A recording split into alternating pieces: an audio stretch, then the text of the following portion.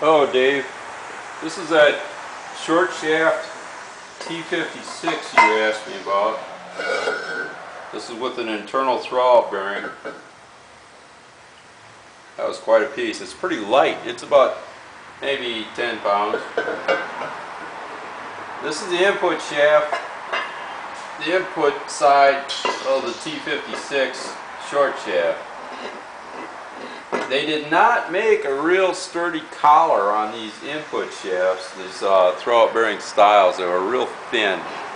And this should measure out to be a 35 millimeter outside diameter sleeve. And what I did, they don't really have a place to bolt anything on the front of this. This was supposed to be a pull style kind of throwout bearing. So I used the fulcrum area to build a little piece just to slip over the top of that collar and then bolt down with the column here.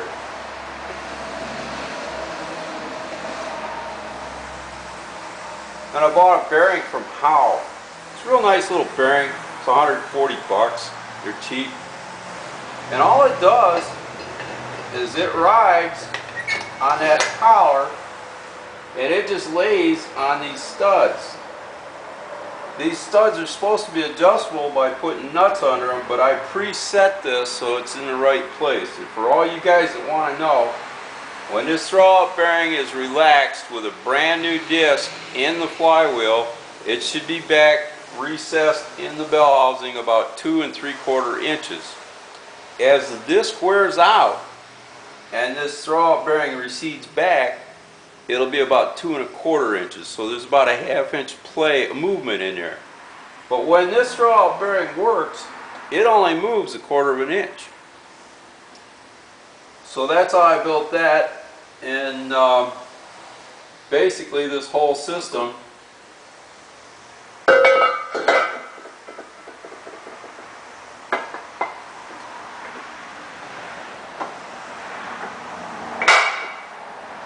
is a nice solid fit to the 4G63 narrow block. This same bell housing supports the Evo 4 and the 2nd gen, and then I built another one for the wide block.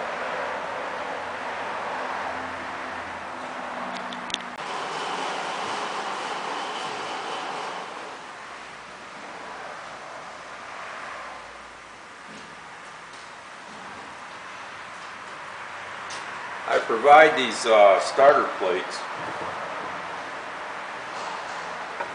and that's your locator for your starter to your dowel pins. And I always use an all-wheel drive flywheel. They're exactly the same in either the 7-bolt or the 6-bolt. Now, because the input shaft on the T5 short shaft is so short, it's only 5½ inches, I put the pilot bearing in the flywheel. The flywheel has to be opened to 32 millimeter, then I provide a bearing that slides right into place. If you cannot get that done, send me the flywheel. I do it free of charge. I use a standard disc. No, I do not either. I use a disc from a custom-made disc from a competition clutch. They put the different spline in for the Chevrolet for me. This is just for a demonstration.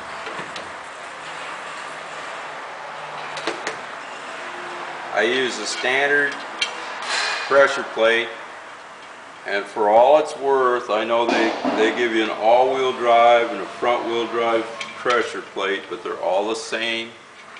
Doesn't matter. Same thing's true of the starter. They list an all-wheel drive, they use a front-wheel drive. I have taken them all apart, looked at them, tried to find a difference. I cannot find it.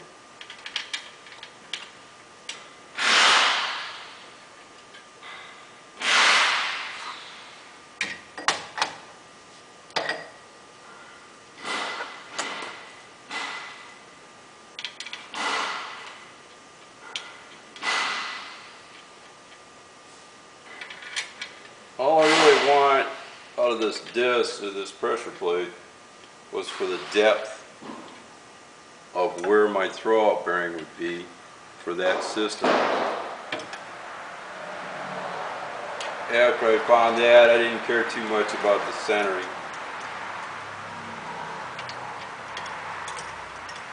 The all-wheel drive is about 10 millimeters smaller in diameter than the front-wheel drive, but the inner part of the disc is exactly the same. It's a 9-inch disc.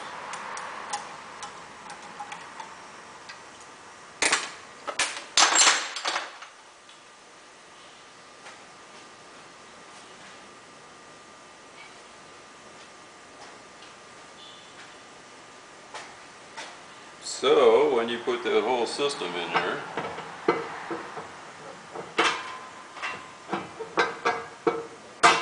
if in fact I can,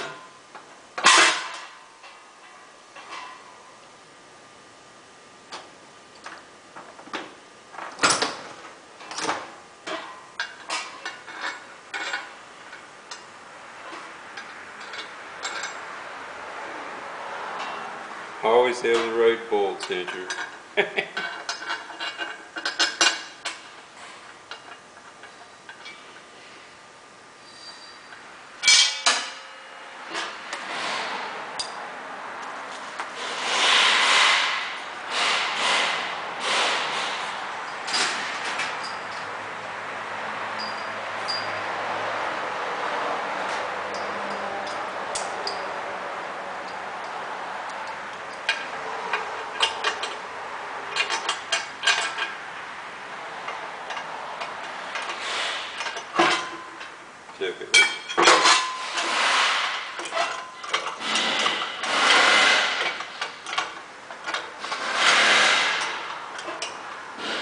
If you are making a video on how to assemble something, everything that can go wrong with it.